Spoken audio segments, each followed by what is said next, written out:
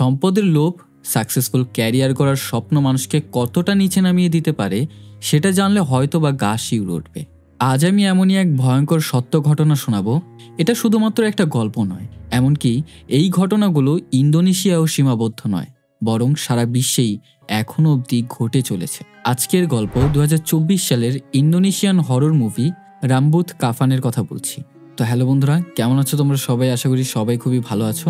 আমি Emon and welcome to my channel Cinehall. এবং ঘটনা শুরু করা যাক। অঢেল সম্পত্তির মালিক আনোয়ার এবং তার একমাত্র মেয়ে তারি হসপিটালের বাইরে বসে অপেক্ষা করছে। ভেতরে আনোয়ারের স্ত্রী মির্নার অপারেশন হচ্ছে। এর কারণ হচ্ছে তার পেটে থাকা বাচ্চাটা মারা গেছে। পেট কেটে বাচ্চাটা বের করলেই দেখা যায় বাচ্চাটার শরীরে সম্পূর্ণ জায়গা জুড়ে চুল দিয়ে ফাঁস লেগে রয়েছে। ডক্টররাও বিষয়টা দেখে অনেকটাই চিন্তিত। এই ঘটনায় আনোয়ারের মন খুবই উদাস। বাচ্চাটিকে তার পুরনো বাড়ির বাগানের পাশেই একটা নির্দিষ্ট জায়গায় দাফন করে আসে। এই ঘটনায় আনোয়ারের স্ত্রী মির্না অনেকটাই শোকাহত, কেননা এই নিয়ে 3 বার তার বাচ্চা নষ্ট হলো। তার ভেতরে একটাই আফসোস যে সে কি আর কখনো মা হতে পারবে না। আনোয়ারের এখন সান্ত্বনা দেওয়া ছাড়া কিছুই নেই। মির্নাকে হসপিটাল থেকে রিলিজ দেওয়া হলে তাকে বাড়িতে নিয়ে যাওয়া হয়। তার চোখের নিচের কালো দাগগুলোই স্পষ্ট বলে দেয় সে কতটা ডিপ্রেশনের মধ্যে রয়েছে। এর উপরে আনোয়ার এবং তারির তার মাকে দেখাশোনা করার মতো অত সময় নেই হাতে, তাই মির্নার দেখাশোনা করার জন্য একজন মেইড রাখা হয়। আনোয়ারের বাড়িতে আজ উপস্থিত তার ছোট ভাই সুভান। তার আসার মূল কারণ হচ্ছে তার ভাগের সম্পত্তিটা তাকে যেন দিয়ে দেওয়া হয়। আনোয়ারের কথা হচ্ছে তার বাপ দাদার শেষ স্মৃতিটুকুই হচ্ছে ওই পুরনো বাড়িটা। তাছাড়া সেই বাড়িটা বিক্রি করেই বা কত টাকা পাবে। আনোয়ার বলে, তুই পারলে আমার কাছ থেকে কিছু টাকা নিয়ে যেতে পারিস। তবে সুভানের এতটুকু টাকা দিয়ে কোনো কিছুই হবে না। তার কথা হচ্ছে পুরনো বাড়িটা সে যদি দামে বিক্রি করতে পারে তাহলে তো অনেক টাকা পাবে। সেই প্রস্তাবে রাজি না। এই নিয়েই 2 ভাইয়ের মধ্যে ঝগড়া লেগে সেখান থেকে সুভান চলে যায়। তবে যাওয়ার আগে সে তাকে বলে যায়, আমি এই বাড়ির জন্য ভালো একজন কাস্টমার দেখবই। অন্যদিকে তারি তার অফিসে চলে যায়। এই কোম্পানিটা সম্পূর্ণ তারির নিচের। রিসেন্টলি তারা স্কিন কেয়ার প্রোডাক্টের ওপর কাজ করছে, এই জন্য তাদের একজন মডেলের প্রয়োজন। তাই অফিসে গিয়ে আপডেট চাইলে তার ফ্রেন্ড তাকে জানায় একজন মডেলের খোঁজ পেয়েছে। তারই তার সাথে গিয়ে পরিচয় হয়। ছেলেটার নাম নাভি। এরপর অফিসের অন্যান্য আপডেট চাইতে গেলে সেখানে জানতে পারে নতুন একটা ক্লায়েন্ট পেয়েছে তারা, এবং এই ক্লায়েন্ট ইন্দোনেশিয়ার সেরা প্রভাবশালীদের মধ্যে একজন। তবে কোম্পানির নামটা বেশ অদ্ভুত, লোরো জয়ো বুয়োনো। বিগত কয়েক বছর যাবৎ তারা স্টিল ইন্ডাস্ট্রির মধ্যে ইনভেস্ট করে আসছে। তবে এবার তারির কোম্পানির ওপর তারা ইনভেস্ট করতে ইচ্ছুক। তারি কোম্পানির ওনারকে দেখতে চাইলে সেখানে তার একটা ফটো দেখানো হয় এবং জানানো হয় তার নাম মিস গেন্দিস। তবে তাকে দেখে কিছুটা তার চেনা চেনা লাগছে, কোথাও না কোথাও এর আগে সে দেখেছে। বাড়িতে মির্নাকে ঔষধ খাওয়াতে গেলে সেখানে ঘুমের মধ্যে সে তার মেয়ের নাম বারবার জপ করেই যাচ্ছে। অন্যদিকে তারি আজ ভুলবশত গাড়ির চাবিটা নিয়ে আসতে ভুলে গেছে। তো পথে নাভির সাথে দেখা হলে নাভি তাকে বলে, চলো তোমাকে বাড়িতে পৌঁছে দিই। অন্যদিকে আনোয়ার তার অফিসে বসে কাজ করছে। হঠাৎ তার অ্যাসিস্ট্যান্ট সোনিয়া এসে তাকে জানায় 3টার সময় মেয়রের সাথে তার একটা মিটিং রয়েছে। তবে সোনিয়ার আনোয়ারের প্রতি দৃষ্টিভঙ্গি বেশি একটা ভালো না। আনোয়ারও বিষয়টা কিছুটা বুঝতে পেরেছে। অন্যদিকে তারি বাড়িতে ফিরলে মিনি তাকে জানায় ঘুমের মধ্যে তার মা তার নাম বারবার জপ করেই যাচ্ছিল। নাভিকে গেস্ট রুমে বসিয়ে সে চলে যায় তার মায়ের সাথে দেখা করতে। তবে দেখা করতে গেলে এবার যখন তার মাকে সে ডাকছে, মির্না ঘুমের মধ্যেই বারবার তার দেবরের নাম উচ্চারণ করেই যাচ্ছে। বিষয়টা তারির কাছে বেশ সন্দেহজনক মনে হয়। সে ভেবে নেয় এটা নিয়ে পরবর্তীতে তার বাবার সাথে ডিসকাস করবে। অন্যদিকে সুভান পুরনো বাড়িতে গিয়ে প্রবেশ করে। তার কাছে পুরনো যেই চাবিটা রয়েছিল সেটা দিয়ে ট্রাই করার পরেও লকটা খোলে না। সে বুঝতে পারে এই বাড়ির লকটা চেঞ্জ করা হয়েছে। অন্যদিকে কাজ শেষে আনোয়ার বাড়ির উদ্দেশ্যে রওনা দেয়। লিফটে ওঠার পর হঠাৎ করেই বিদ্যুৎ চলে যায়। ফোনে থাকা টর্চটা জ্বালিয়েই চারিপাশটা দেখার চেষ্টা করছে। তবে অদ্ভুত কিছু শব্দ শোনা যাচ্ছে। মনে হয় ওপর থেকে কিছু একটা পড়ল নিচে। এতক্ষণে তার মনের ভেতরে এক ভয়ের ছাপ লক্ষ্য করা যায়। এমার্জেন্সি বাটন চাপ দেওয়ার পরেও কোনো সাড়া মেলেনি। ভয়ে লিফটের দরজায় বাড়ি দিতে থাকে যে কেউ তাকে এসে সাহায্য করবে। হঠাৎ পেছন থেকে বাচ্চার কান্নার শব্দ। মনের মধ্যে জমে থাকা বিশাল আতঙ্ক নিয়ে পেছনে ঘুরতেই দেখে এক ছোট বাচ্চা, শরীরটা সম্পূর্ণ চুল দিয়ে আবৃষ্ট। এই ভয়ে সে অনেক জোরে চিৎকার দিয়ে বসে। পরবর্তীতে কোনো একভাবে সে বাড়িতে ফিরে আসে। বাড়ির সামনে এসে থামলেই হঠাৎ করে পেছন থেকে সুভান তাকে ডাক দিয়ে বসে। এসে তাকে বলছে ওই বাড়িটা বিক্রি করার জন্য একটা কাস্টমার পেয়েছে। তাছাড়া লকটা চেঞ্জ করেছো কেন? ওই বাড়ির চাবিটা দিও, গতকাল বায়ারকে দেখাতে হবে। এই কথা শুনতেই আনোয়ারের মনে যত রাগ এবং ক্ষোভ ছিল সম্পূর্ণ তার উপর ঝেড়ে দেয়। সে তাকে সাফ সাফ জানিয়ে দেয় ওই বাড়িটা সে কোনো মতেই বিক্রি করবে না। মনের মধ্যে প্রচণ্ড ক্ষোভ নিয়ে সুভান সেখান থেকে চলে যায়। এখন বাড়িতে আসার পরেই তার বাবাকে আজকের সম্পূর্ণ ঘটনাটা তাকে খুলে বলে যে আসলে তার মা আজকে সারাদিন যাবৎ ঘুমের মধ্যে আঙ্কেল সুভানের নাম উচ্চারণ করেই যাচ্ছিল। তার বাবাকে এও জানায় এমনটাও হতে পারে আঙ্কেল সুভান আমার মায়ের ওপর কালো জাদু করেছে, কেননা দিন দিন মায়ের আচরণে কিছুটা পরিবর্তন লক্ষ্য করছি। সে ঠিকমতো খাবার খাচ্ছে না, একা একাই কথা বলছে। এই সমস্ত লক্ষণগুলো মোটেও ভালো নয়। তবে আনোয়ার তার মেয়েকে বুঝিয়ে বলে কারো সম্বন্ধে কোনো কিছু না জেনেই মন্তব্য করাটা ঠিক না। এখন বাবা মেয়ে মিলে মীরনাকে দেখতে চলে যায়। গিয়ে দেখে সে একা একাই তার চুলগুলো ছিঁড়ে ফেলছে। এই অবস্থা দেখে তারই আরও অনেক চিন্তার মধ্যে পড়ে যায়। সুভানের প্রতি তার সন্দেহ বেড়েই চলেছে। তবে আনোয়ার তার মেয়েকে আবারও বুঝিয়ে বলে তোমার মায়ের ওপর কেউই কালো জাদু করেনি, আর উনি তোমার আঙ্কেল হয়, ওনাকে গালাগালি করবে না। সারাদিনে বহু কাজের পর তারই ফ্রি হয়ে ল্যাপটপটা অন করে বসে। তার ফ্রেন্ড তাকে কল দিয়ে তাদের নতুন ইভেন্টের ব্যাপারে কথা বলছে।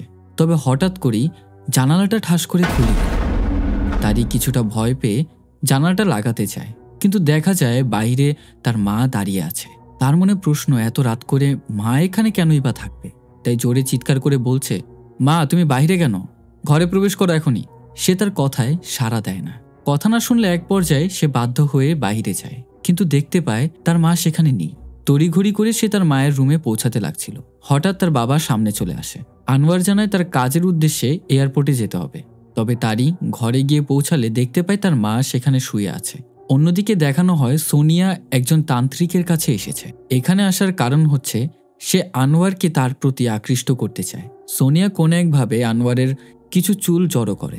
চুলগুলো আনোয়ারের ফটোর সাথে পেঁচিয়ে সেটা একটা বোতলে ভরে তার উপর বশীকরণের মন্ত্রোচ্চারণ করা শুরু করে। তান্ত্রিক জানায় তাকে এই পানিটা দিনে 2 বার খাওয়াতে। এতে করে আস্তে আস্তে আনোয়ার তার প্রতি দুর্বল হয়ে পড়বে। তারই রাত করে তার মায়ের সাথেই ঘুমিয়েছিল। তবে হঠাৎ করে ঘুম ভাঙতেই সে দেখতে পায় তার মা তার পাশে নেই। কানে শব্দ ভেসে আসে, কে যেন আপ্রাণভাবে চেষ্টা করছে বমি করার জন্য। উঠতেই সে দেখতে পায় তার মাকে জানালার পাশে দাঁড়িয়ে আছে। তার মায়ের এই দশা দেখে সে তাড়াতাড়ি করে পানি নিয়ে আসতে চায়। তবে পিছু ঘুরতেই হঠাৎ করে তার মা জোরে এক চিৎকার দিয়ে বসে। তারিকে ধরে সে কিছু একটা বোঝানোর চেষ্টা করছিল। তখনই তার মুখের ভেতর আঙুল দিয়ে আস্তে আস্তে কিছু একটা বের করার চেষ্টা করে। দেখা যায় তার মুখ থেকে একগুচ্ছ চুল বেরিয়ে আসে। সম্পূর্ণ চেহারা লাল হয়ে চোখগুলো সাদা হওয়ায় হঠাৎ করে সে অজ্ঞান হয়ে পড়ে যায়। এমত অবস্থায় তাকে ইমিডিয়েটলি হসপিটালে নিয়ে যাওয়া হয়। সেখানে আনোয়ার চলে আসলে তারিকে সামলে নেয়। ডক্টর বলেছে তাকে কিছুদিন এখানে থাকতে হবে এবং তাকে কিছু টেস্ট দিয়েছে।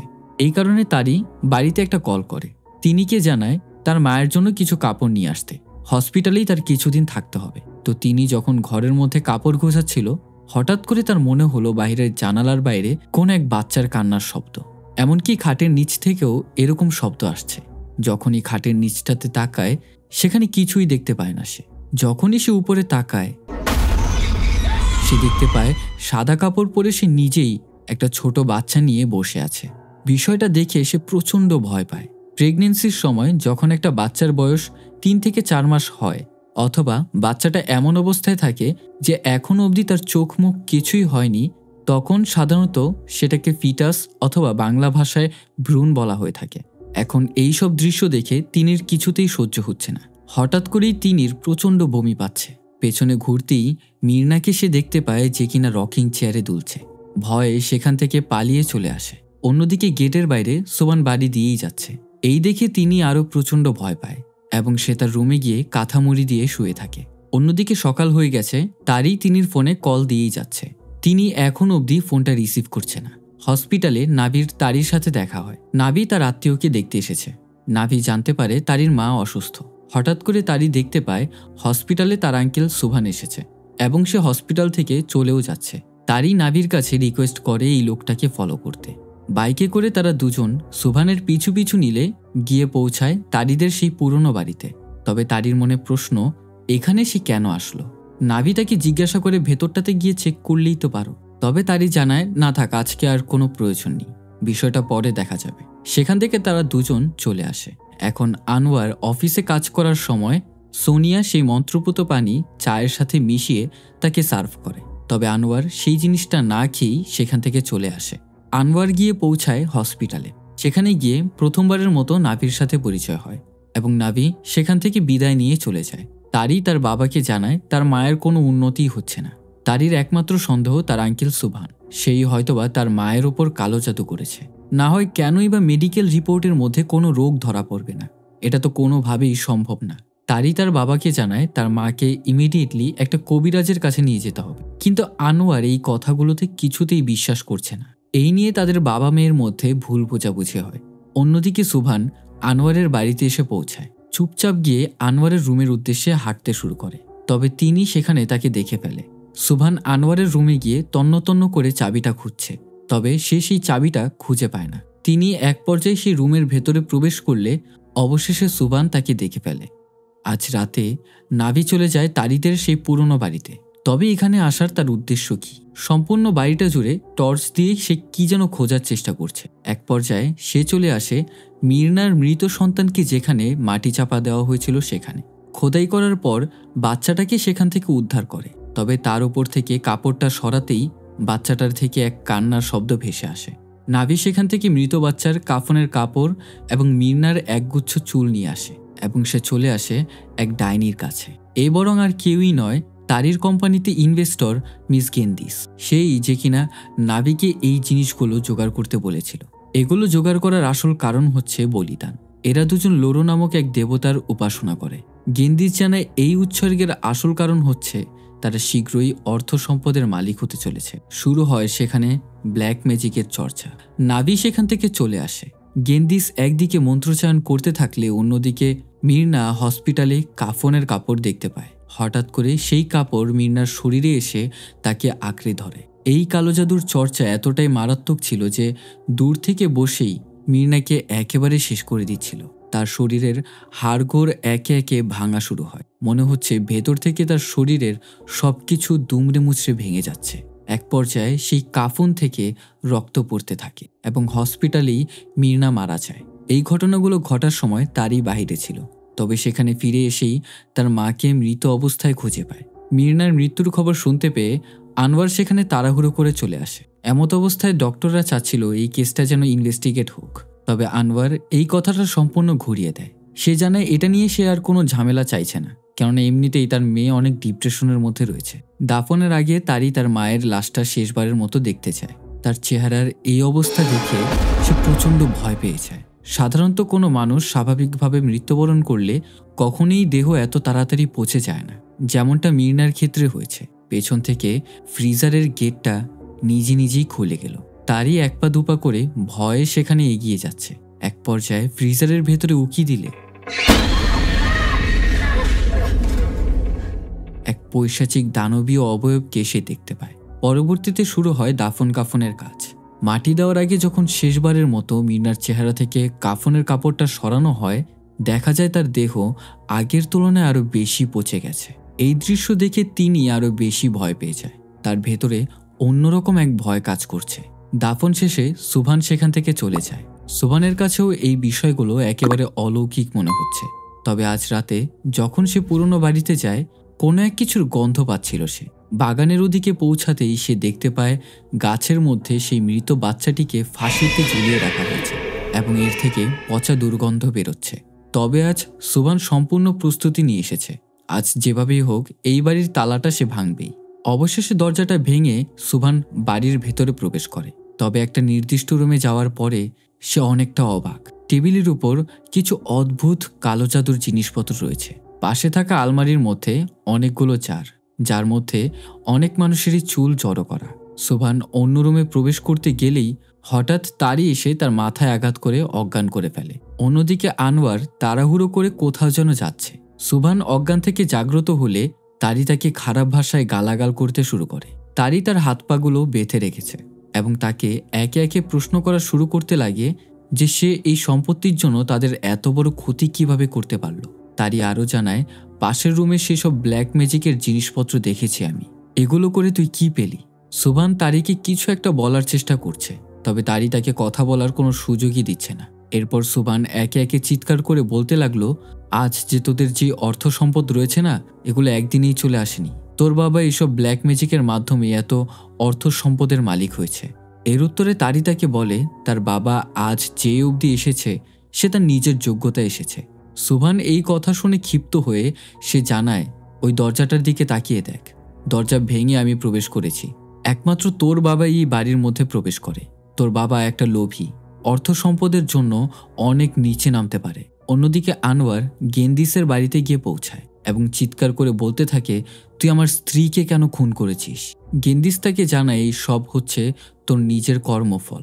এইদিকে গেন্দিস তার রুমের দিকে যেতে লাগলো। যাওয়ার সময় লোরো দেবতার কাছে নিজের মাথাটা ঝুঁকিয়ে গেল, কিন্তু আনোয়ার এই কাজটা করেনি। আনোয়ার বলে এই মূর্তিটা সে দেখতে চায় না। এর উত্তরে গেন্দিস তাকে জানায়, সফলতা পাওয়ার পর সবাই এমনই করে, তাদের অতীত ভুলে যায়। তারই তার আঙ্কেলের কথা শুনে পাশের রুমে গিয়ে সেই আলমারিটা চেক করে এবং সেখানে সে একটা পুরনো বই খুঁজে পায়, যেই বইটার উপরে নাম লেখা ছিল লোরো জোয়ো বুয়োনো। এই নামটা সে এর আগেও শুনেছে, তাই ইমিডিয়েটলি তার ফ্রেন্ডকে সে কল করে এবং তার কাছ থেকে সেই কোম্পানি এবং ওনারের সম্পর্কে সম্পূর্ণ তথ্য সে নিয়ে নেয়। অন্যদিকে আনোয়ার গেন্দিসের সাথে তর্ক দিচ্ছে যে সে কেন তার স্ত্রীকে খুন করল। গেন্দিস তাকে জানিয়ে দেয় সে অর্থ সম্পদ পাওয়ার পরেও তার ওয়াদা সে রাখেনি। আসল ঘটনা জানা যায় এখানে আনোয়ার অনেক দরিদ্র ফ্যামিলি থেকে ছিল। টাকা পয়সার কারণে সে তার মায়ের চিকিৎসাটা অবধি করাতে পারেনি। মেয়ের ইউনিভার্সিটির ভর্তির খরচ, তাছাড়া সব দিক দিয়ে মিলিয়েই সে অনেকটা অভাবের মধ্যে ছিল এবং তার পরিচয় হয় গেন্দিসের সাথে। গেন্দিসের চুক্তি ছিল আনোয়ারের বংশধর থেকেই ভ্রূণসহ মাকে স্যাক্রিফাইস করতে হবে। আনোয়ার জানায় সে একজনকে বেছে নিয়েছিল, কিছুটা সময় লাগতো, কিন্তু এর আগেই কেনই বা তুমি আমার স্ত্রীকে খুন করতে গেলে? স্যাক্রিফাইসের জন্য আনোয়ার বাছাই করে নিয়েছিল সোনিয়াকে। সমাজে একটা কথা প্রচলিত রয়েছে না, যার জন্য সে গর্ত খুঁড়ে সেই গর্তে সে নিজেই পড়ে। ঠিক সোনিয়ার ক্ষেত্রেও একই ঘটনা। সোনিয়া আনোয়ারের ওপর বশীকরণের কালো জাদু প্রয়োগ করেছিল, তবে এর বদলে সে কি পেল? উল্টো আনোয়ার প্ল্যান করে রেখেছে যে তাকেই সে বলি দিবে। হসপিটালে সোনিয়াকে দেখা যায় প্রেগনেন্ট অবস্থায় বসে আছে, তার পেটের বাচ্চাটাও নষ্ট হয়ে গেছে। যখন নার্স তাকে ডাক দিতে আসে তখন সেখানে নার্সের হাতে সে একটা ভ্রূণ দেখতে পায়। এই ঘটনা দেখে সে জোরে এক চিৎকার দিয়ে বসে এবং অন্যদিকে তিনিকে দেখা যায় যে কিনা প্রেগনেন্ট। তারই সেই সম্পূর্ণ বইটা পড়ে চলে আসে তার আঙ্কেলের কাছে। সুভান তাকে বলে, তুই কি মনে করেছিলি আমার কাছে জব ছিল না দেখে তোর বাবার কাছে আমি হাত পাততাম? আনোয়ারের কাছে আমি আজ অবধি হাত পাতিওনি এবং পাতবও না। আমি শুধু চেয়েছিলাম সেই বাড়িটা বিক্রি করে একটা স্কুল দাঁড় করাতে, যেই টাকাটা আমার বাপদাদার কষ্ট উপার্জিত সৎ পথে কামানো। তোর বাবার ওই শয়তানি টাকা আমার নেয়ার কোনো প্রয়োজন নেই। এবং চিৎকার করে বলতে থাকে আনোয়ার শয়তানের সাথে চুক্তি করেছে। তাছাড়া তারির কাছে বারবার সে তার হাতের বাঁধনটা খুলে দিতে বলছে। সুভান তাকে জানায়, তোর যদি বিশ্বাস না হয় তাহলে বাহিরে গিয়েই দেখ, তোর মায়ের সেই মৃত বাচ্চাটা গাছের ওপর ঝুলে আছে। অন্যদিকে নাভিকে দেখা যায় মির্নার কবরের পাশে। কবর খুঁড়ে কাফনের কাপড়টা সেখান থেকে নিয়ে চলে আসে। অন্যদিকে সম্পূর্ণ বাড়িতে তিনি একা। চারিপাশে বাচ্চাদের কান্নার শব্দ শুনতে পাচ্ছে। ভয়ে গা শিউরে উঠছে তার। পেছন থেকে কে যেন তার নাম ধরে ডাক দেয়। ঘুরে দেখতেই সে মির্নাকে দেখতে পায় এবং তার পাশে কাফনের কাপড় তিনির দিকে ধেয়েই আসছে। ভয়ে সে তার রুমের মধ্যে গিয়ে দরজা আটকে দেয়, কিন্তু তখনই হঠাৎ সিলিং ফ্যানের মধ্যে ছোট বাচ্চার লাশ ঝুলে আছে। একগুচ্ছ লম্বা চুল তিনির গলায় পেঁচিয়ে যায় এবং এক অদৃশ্য শক্তি তাকে উপর থেকে টানতে শুরু করে। এক পর্যায়ে চলন্ত ফ্যানের মধ্যে তার মাথা থেতলে যায় এবং সেখানেই তিনি মারা যায়। অন্যদিকে সুভান তারিকে বাগানে নিয়ে যায় এবং সেখানে তারিকে সে জানায় তিনি প্রেগনেন্ট। যেদিন সুভান তাদের বাড়িতে চাবি খুঁজতে গিয়েছিল সেদিন তিনির সাথে তার কথা হয়। সুভান এবং তিনির মাঝে ভালোবাসার সম্পর্ক ছিল, তবে তিনি সুভানের কাছে সত্য কথাটা বলে দেয়। সে সুভানকে বলে দেয় তার টাকার অনেক প্রয়োজন ছিল, অনেক টাকা ঋণের মধ্যে সে পড়ে গিয়েছিল। সেই মুহূর্তে তার বড় ভাই আনোয়ার তাকে একটা অফার দেয়, সেটা হচ্ছে তার বাচ্চা লাগবে। এবং এমন করেই আনোয়ার না জানে আরো কত মানুষের সাথে এরকমটা করেছে। তোর মাও একদিন এই ঘটনাটা বুঝে গিয়েছিল, তবে উপযুক্ত প্রমাণ ছাড়া তোর মা কোনো কিছুই বলতে পারছিল না। তারই তার বাবাকে কল দিতে থাকে, কিন্তু আনোয়ার তার কল রিসিভ করে না। গেন্দিস আনোয়ারকে তার নিজের ঘটনা বলতে থাকে যে আসলে সে খুবই দরিদ্র একটা পরিবারে বড় হয়েছে। তথাকথিত সমাজের কাছে আবর্জনা ছাড়া তারা কিছুই ছিল না। তাই আমি চেয়েছি নিজের ভাগ্যটাকে পরিবর্তন করতে। আমি সেই কল্পকাহিনীর তথাকথিত খোদাতালার ভাগ্যকে রিজেক্ট করে দিয়েছি। আমি বেছে নিয়েছি লোরো দেবতার দেওয়া পন্থা। আজ যে অঢেল সম্পত্তি দেখছো এগুলো সব তারই দেওয়া। লোরো আমাদের কাছ থেকে কিছুই চায় না, সে চায় পুনরায় এই পৃথিবীতে আবার জন্মগ্রহণ করতে। নাভি হঠাৎ করে পেছন থেকে এসে আনোয়ারের মাথায় আঘাত করে এবং আনোয়ার সেখানে অজ্ঞান হয়ে পড়ে যায়। নাভি জানায় তোমার মেয়েটা খুবই সুন্দর, চেয়েছিলাম তোমার মেয়েকে বিয়ে করতে, তবে লোরো দেবতার ইচ্ছা তোমার মেয়ের রক্ত লাগবে, তাছাড়া তোমার মেয়ের চুলও আমি রেখে দিয়েছি। আনোয়ার তাদেরকে রিকোয়েস্ট করতে থাকে যত যাই হোক তার মেয়ের ওপর যেন কোনো কিছু না হয়। অন্যদিকে তারি এবং সুভান গেন্দিসের বাড়ির উদ্দেশ্যে রওনা দেয়। আনোয়ার যখন অজ্ঞান থেকে জাগ্রত হয়, গেন্দিস আনোয়ারকে আরও ব্রেইন ওয়াশ করতে শুরু করে। যদি সে এই স্যাক্রিফাইসটা কমপ্লিট করে তাহলে লোরো দেবতা আজীবনের জন্য অমর হয়ে যাবে এবং তার কাছে তুমি যা চাইবে সে তোমাকে তাই দিবে। যদি রাজি থাকো তাহলে নিজের রক্ত এই কাফনের কাপড়ে দাও। আনবার সেখানে ছুরি দিয়ে তার হাত কেটে রক্ত না দিয়ে উল্টো গেন্দিসকে সেখানে হত্যা করে ফেলে। সেখানে মরে গেলেও সে আবার পুনরায় জাগ্রত হয় এবং পেছন থেকে আনোয়ারকে বারবার তার নাম ধরে ডাকতে থাকে। তবে এবার বলিদান লোরো দেবতার জন্য নয়, বরং তার নিজের জন্য দিতে বলছে। সে তাকে বলে, তুই পুনরায় আবারও আমাকে পুনরুজ্জীবিত কর, এবং সেখানেই গেন্দিস তার উপর ঝাঁপিয়ে পড়ে এবং সেই সাথে তার গলা চেপে ধরে। গেন্দিস তাকে বলছিল, আনোয়ার, আমি তোকে সব কিছু দিয়েছি, টাকা, সম্পদ, ক্যারিয়ার, সাকসেস, এর বদলে তুই আমাকে কি দিলি? এই বলেই তাকে গলা টিপে সেখানেই মেরে ফেলে। সুভান তারিকে তার হাত থেকে বাঁচাতে গেলে সেখানে সুভানেরও গলা চেপে ধরে। এক পর্যায়ে সেখানে নাভি চলে আসে। তারি কৌতূহল হয়ে তাকে জিজ্ঞাসা করছে, তুমি কে, তোমার পরিচয় দাও। এর উত্তরে নাভি তাকে কিছুই বলে না এবং রাগের বশে নাভিকে সে জোরে একটা থাপ্পড় দেয়। নাভি সেখানে অদ্ভুত এক কাজ করে বসে। সে সেই লোরো দেবতার মূর্তির ওপর কেরোসিন ঢালা শুরু করে। গেন্দিস যখন তারির দিকে ধেয়েই আসছিল, ঠিক সেই মুহূর্তেই নাভি মূর্তির মধ্যে আগুন জ্বালিয়ে দেয়। এর ফলে আস্তে আস্তে গেন্দিস কিছুটা দুর্বল হয়ে পড়ে এবং নাভি তারিকে যে এক্সট্রা দিয়েছিল সেটা দিয়েই সে গেন্দিসকে খুন করে। মুভির ঘটনা এখানেই শেষ। তবে পোস্ট ক্রেডিট সিনে দেখানো হয় সোনিয়া একজন তান্ত্রিকের সাথে দেখা করতে আসে এবং এই তান্ত্রিক আর কেউই নয়, নাভি। পরিচালক এই মুভির সম্পূর্ণ গল্পের মাধ্যমে বর্তমান ইন্দোনেশিয়ার পরিস্থিতি সম্পর্কে বর্ণনা করেছে। তবুও মুভির মধ্যে নাভি ক্যারেক্টারকে নিয়ে অনেকটাই রহস্য রাখা হয়েছে। হতেও পারে এই মুভির পরবর্তী সিকুয়েল আসতে পারে। তাছাড়া ভিডিওটা ভালো লেগে থাকলে অবশ্যই লাইক করতে ভুলবেন না। চ্যানেলে নতুন হয়ে থাকলে সাবস্ক্রাইব করে পাশে থাকা বেল আইকনে অল সেট করে দেবেন এবং কমেন্ট করে জানাবেন ভিডিওটা কেমন হয়েছে। তাছাড়া দেখা হচ্ছে নেক্সট ভিডিওতে।